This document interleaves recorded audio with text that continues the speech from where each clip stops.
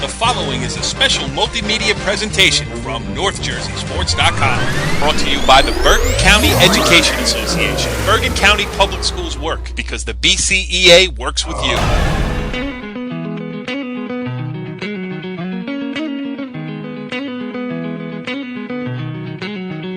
Back on the Wrestling Show, NorthJerseySports.com's original multimedia series talking all things North Jersey wrestling. This is Season 4, Episode 6.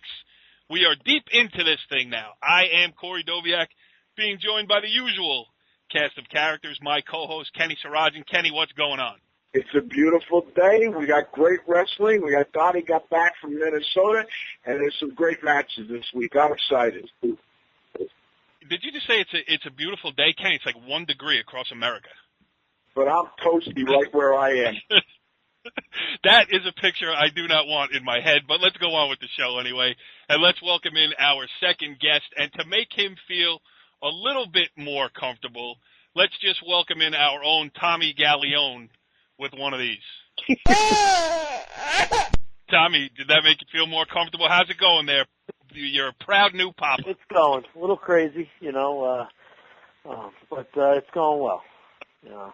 A 22-month-old and a 2-week-old? Yeah, not even. Yeah. And I'm back on the wrestling show. I only take 1 week off. I'm back. I'm ready to go. Well, you only get 1 week paternity leave, and then we have to dock your pay. Yeah, no, I don't want to get kicked off the show. I enjoy it too much. I don't know, Corey. Yeah. Corey, we may have to check under the Obamacare if that's true or not. But go ahead. Right. The website's down. We'll check back later. That guy who just chimed in there is our very own Donnie Spataro. He is the assistant coach at Bergen Catholic. And, Donnie, we'll get into an eventful weekend that was for you. But, first of all, how you feeling just back from Minnesota? A little bit of jet lag, having some flashbacks of getting called back on and off the plane a few times, but we made it back. And we'll be ready to go this week. We got a lot more action coming up this week. Well, all right, and let's just introduce the last member of our panel. He is Northern Highlands head coach Rick Babbitts. And Rick,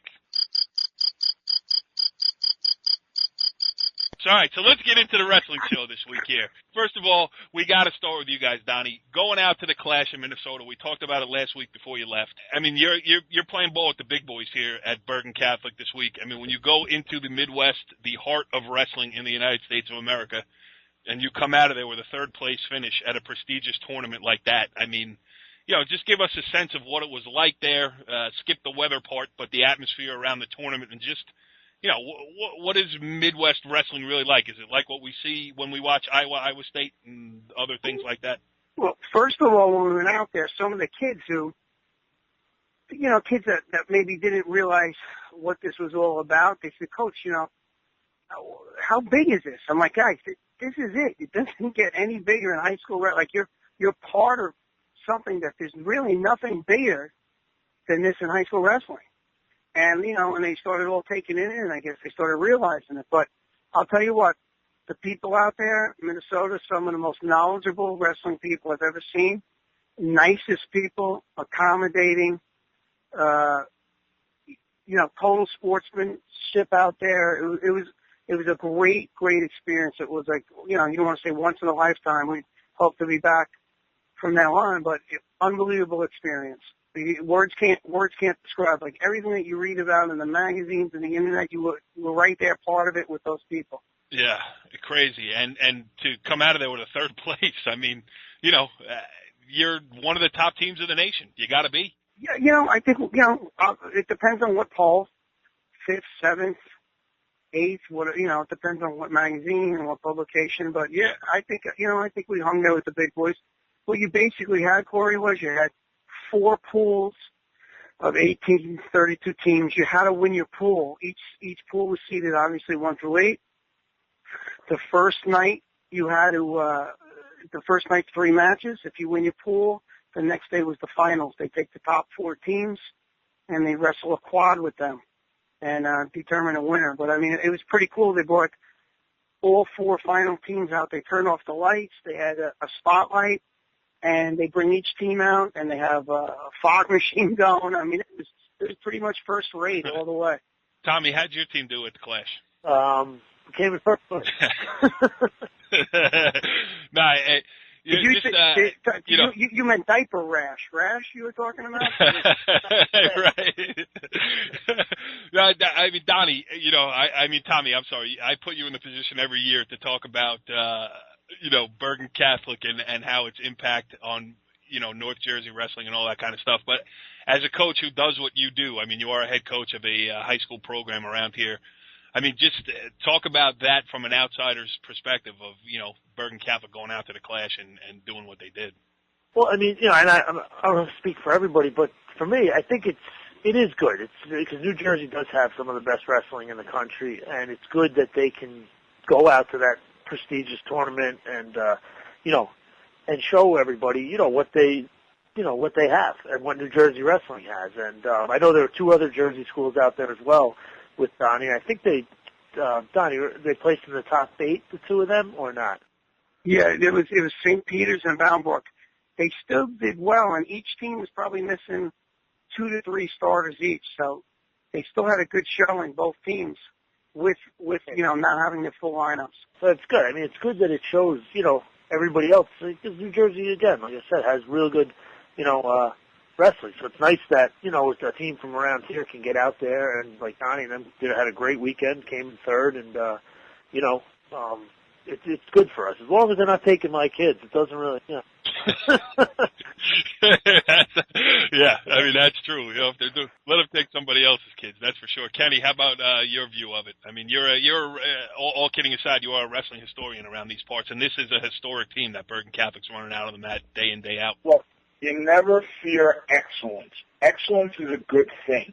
You applaud them for 2 reasons. And one is how good they are, and second, that they're willing to take anybody on. And Dave, look, we all like Dave. Dave's, we can talk the parochial public issue for a long time, and that's not what we're doing tonight. What we're talking about is Dave Bell has built a good program. Dave Bell is a class guy, and Dave Bell went out and he knows he's got a great team, and he's going out and looking for it. So, just not even this past weekend. If you look up their whole schedule, and I think I was looking at it, a few weeks ago or something. I mean, Donnie, right? You guys are wrestling Blair at the end of the year. You're wrestling, High Point. We had 2 weeks. We have Wyoming Seminary wrestling them at UPenn. I mean, Blair at the end of the year, like you stated, #1 team in the nation. The list goes on. They're going out and trying to compete against the best, which is I think is great. I mean, there's so many other schools that, and some that sit in the area and just maybe beat on teams in this area. These guys are going all over the place, and like Kenny said, they're not fearing anything, and I think it's a good thing. I think they're really taking it to the next level and showcasing not only themselves but New Jersey wrestling. Yeah, and Donnie, an interesting thing that we talked about a couple of weeks ago, I don't remember if it was on the air or off the air, but a lot of your kids are getting most of their matches in these tournament settings. So it's, you're going to have to sit some guys during the dual meet season to avoid reaching the limit and stuff like that. So you guys really are, you're playing a national schedule here. Yeah, we actually did sit some kids out there at the Clash. When we were 40, you were allowed 20 wrestlers on the roster. So you had your starters with you and 6 other kids, in case of injuries or illness or anything else. And we were inserting other kids in. Some kids got their first varsity matches in at the Clash. So, Here you go, kid. Go get them. Some kids are up to almost half their match limits already. So, yes. But, the answer is yes. Some kids will be sitting here and there throughout the rest of the season.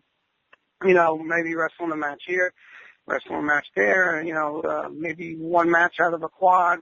So, we got to see. We're just, we're doing the numbers right now and picking and choosing where we can substitute kids in and give other kids a shot. And, you guys beat Hastings, Minnesota 37-21 to take the third place trophy from the Clash there. And the only thing we should touch on probably left from that is the performance of Nick Soriano, most outstanding wrestler and just, flying right now.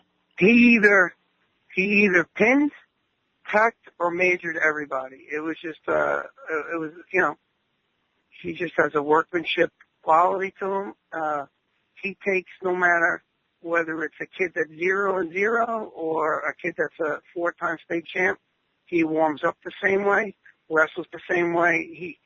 He's like a blue collar guy going to work every day with his lunch pail. He does the same thing all the time, takes everyone serious, scouts everybody, doesn't matter who the person is. He's just he's just a marvel to watch, I'll tell you that much.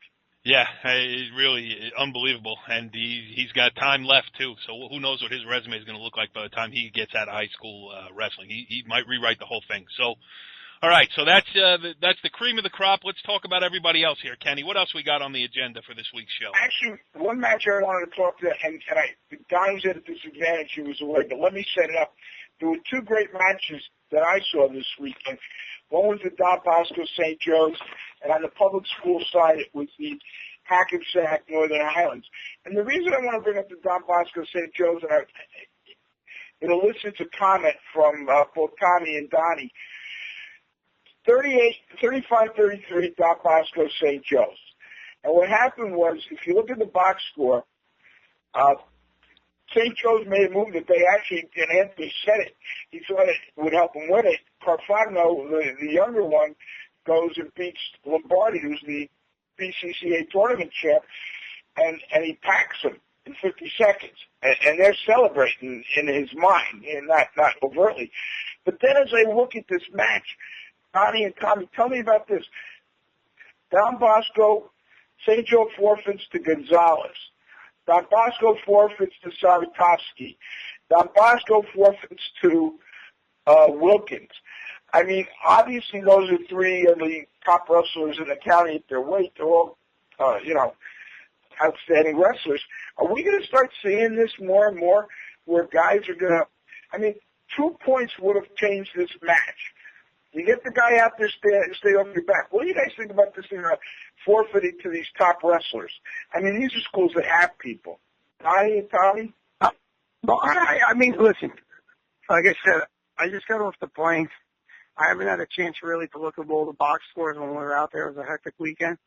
But, I know Bosco's missing a couple guys. St. Joe's may be banged up a little bit. So who knows what goes on behind closed doors? What's going on, the thinking, or kids injured, but no one knows about. You really don't know. There's probably a lot of question marks on why those forfeits were done and maneuvering and moving around. So who knows? I don't know the answers to that, but I'm sure the coaches had good reasons of why they did that. Yeah. Tommy, how about you? Same thing. Ken, we all know this. You sit there, and Donnie knows this as well. Who knows? Like Donnie said, they could have had some injuries. They could be thinking along the lines of, people thinking if this goes down to a tie, and we end up, who knows, to the criteria of most first points given up or stuff like that. You don't know exactly what they're thinking or what they have, what they have in their mind going into the match. You've seen guys sometimes when it comes down to the end, if they forfeit that last match, it might tie the match, but they know in the end that they'll win on most first points. So who knows? Who knows exactly why they plan on doing that? But I'm sure they have their reasons. And Kenny, let's be honest, Donnie knows what goes on behind closed doors. Well, Donnie knows everything. But the other match, and it's the first salvo in Hackensack's rise to the top here. Hackensack beats Highlands 36-28, and there was some interesting bouts in that one. I think when I look at Hackensack, and Tommy and Donnie, once again, you guys comment, I see that they may not have a lot of stars. They got some solid wrestlers, but they have what everybody dreams of having, a consistent lineup. What do you guys think about Hackensack this year? They face Ridgewood on Friday night. Go ahead, Tommy. You said it. They might not have the stars that certain teams have. You look at Paramus or even like Donnie's team, but they have, I know a few years ago they had 50, 60-something kids on their roster, and they have a lot of tough, hard-nosed kids that, that they just have that consistent lineup up and down. And they do. They over the past few years, they've had some kids place in the regions and make it far in the regions. And but every year there's always, 4, 5, 6 just tough kids from Hackensack that you'll see later in the regions. And then after that, they just have a deep team. I mean, they have, I know they have I don't know, 40, 50 kids on their team, and just a lot of depth and a lot of tough kids. It's a good problem to have. Can I tell you something? A couple of years ago, when I was at EPR, I would always bring kids over there. We'd always have a good JV match. We make it almost like a varsity experience, but we'd have it in the small gym in Hackensack downstairs. The kids had always looked forward to it every year, and John and Ralph were nice enough to invite us over there, and I got to see firsthand over the years what they have to work with. It's a little bit different social settings. It's a little bit more of an urban area than the suburban areas that we're in. And the kids that they get to work with, I mean, it's beyond coaching there, what they do. I mean, I'm giving them props. They work miracles with some of those, helping some of those kids out there that may have family issues or, some other type of issues going on. And besides wrestling, they're doing another great thing over there with all those kids. So besides just, some of us just have to deal with coaching wrestling every day. They have to deal with coaching wrestling plus other issues. And to put out a team, teams like they do every year is remarkable because they almost have to do things twofold of what everyone else has to do. So, I always give props over to John and Ralph. Those are two class act guys over there over at Hackensack, and they always have a competitive program, always. And it's just unbelievable how they do it year in and year out. That's a great point, Donnie, because, I've talked about it before, too. My wife is a teacher in the Englewood Public School District, which is the same type of socioeconomic, at least the kids who are left in the public school. I mean, a lot of Englewood kids go on to parochials and everything else, too. And whether it's wrestling, whether it's a chess club, whether it's, whatever it is that you can get to, grab a kid's attention, keep them moving in the right direction, and it sounds like you eloquently stated there that Hackensack is doing it the right way. So, I mean, you guys at Bergen Catholic, and rightfully so, are gunning for whatever it is you're gunning for. I mean, national recognition, national everything else. Hackensack is gunning for something different, and I think you stated it beautifully that it sounds like they're being very successful at what they're doing, which is great. So it brings up another question that I have about Hackensack. What do we know about Region 2? Anybody? Do I have to bring in the crickets again? I mean, is it still up in the air as to where Region 2 will be contested this year? Well, I'll tell you, I had a conversation with John Stallone. And the one point, that John wanted to make is it's not that they turned it away. They would like to have it. They've gone back to the state with what they think is a proposal, and it's up to the state. And that's why, I sent you in a note. I would really love us to get Mr. Timko on next week. What do you got, Donnie? You got something different? No, it's the same story. It's still up in the air right now. Yeah, and we at some point we got to come up with a contingency plan where if all else fails, there is a place to hold it. Yeah, I got that email, Kenny. I am efforting. I'm going to let you in something. Now we're talking. Here comes the wrestling show. News you can only get on the wrestling show. No, Bergen. Hold on a second, Doc. That's our breaking news sounder. Now go ahead. No, I know I was talking to a couple of guys over at the Christmas tournament, and, I mean, again, nothing is written in stone, but Bergen Community College has been mentioned as a possible replacement. But that's, again, nothing is written in stone right now. All right, so at least there is some options, it sounds like, which is good, too. All right, Kenny, next topic that we're going to talk about tonight. We talked about the upper crust where you got guys fighting to get into the lineups at places like Bergen Catholic and where Hackensack has a full squad. The other thing that we're noticing here as the dual meet season starts is that there are a lot of forfeits going on. It's an issue. Well, and that's the question of the week for Tommy and Donnie, and I need to hear their opinions. I mean, I was at the Tri that Valley wrestled with Secaucus and Rutherford, and the weather hampered it a bit. Westwood was supposed to be over there, but I look in the papers, and as I'm looking at matches, for whatever reasons, and I know what guys tell me about how many people they have in their room, and I know what guys brought to the BCCA. Guys, do we have to start looking at more co-op teams? I mean, you see traditional rivals like Hasbrook Heights and Woodridge as a co-op. We see North Arlington and Lyndhurst, I believe. And my question to you guys is, wait, Kenny. And now it is time for the segment that is sweeping the high school wrestling world. A segment so confounding, so creative, and so calculated that it often leaves our panel speechless or pleading the fifth. It's Ken Sarajian's Coach's Question of the Week. So the question of the week, Tommy and Donnie. The state really only allows ones and twos to co-op. To save our sport, to enhance our sport, does the state need to allow more co-ops at different group levels? There's the question, guys. I'm all about the sport, and if a program, I don't care if they're a group 3 or 4, when they're about to bite the dust and go out, why not let them co-op? Well, make a stipulation, you can co-op till you get back on your feet, or something along those lines, that it doesn't have to be a co-op forever. I mean, I remember Pagoda was about to disappear, them and Elmwood Park, and the state let them co-op, and it was short-lived for a couple of years so both teams can get back on their feet. So why not? You know, it's funny. When I was over at Emerson, when we didn't have great, not that we didn't, when we didn't have the best seasons, we had always had good seasons, but when we didn't have the best, no one said a word. But all of a sudden now you're one of the top dogs. That's the first complaint you would hear. You guys are a co-op. So it's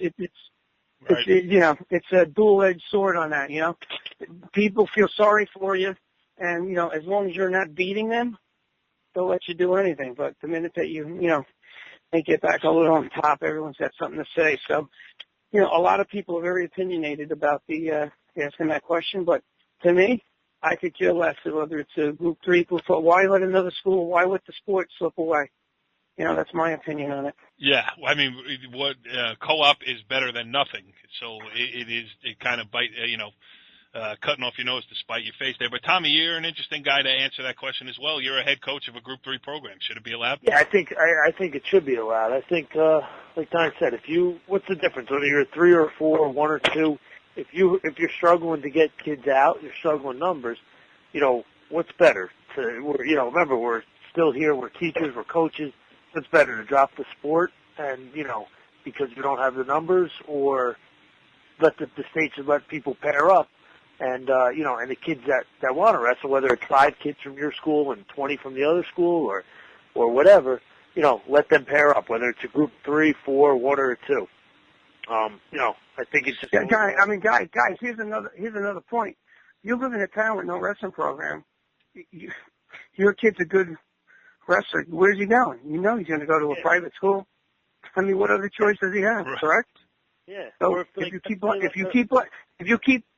letting the public school programs go by the wayside, you're going to have less and less choices. So where are you going to wind up? Right.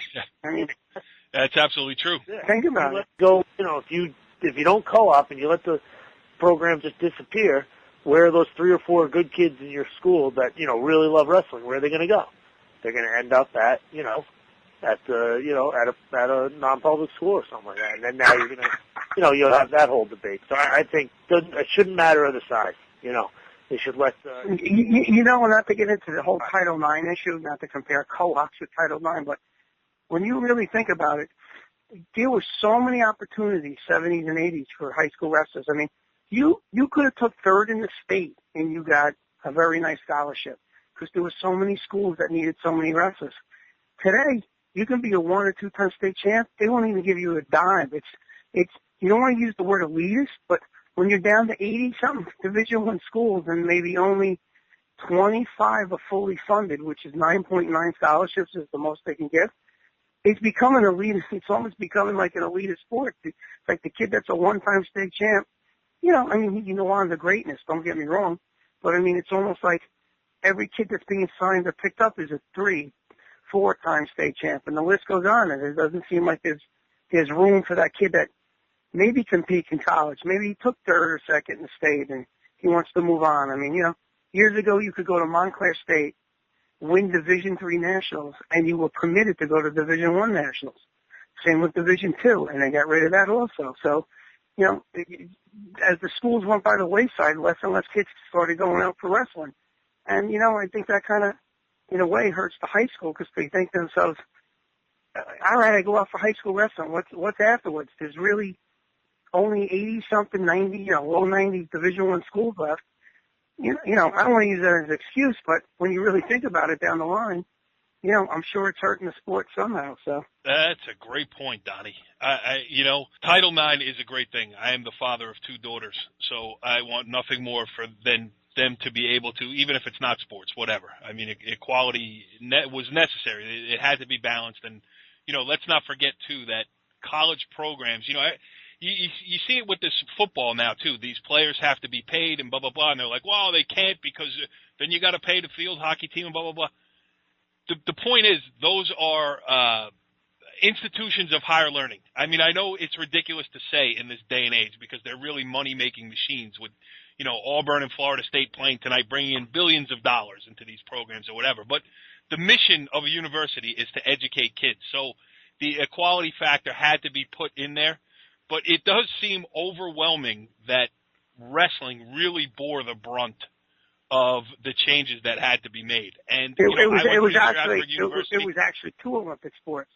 That's what everyone doesn't understand. They're Olympic sports, wrestling and swimming. They're the first ones to go. Goodbye, see ya.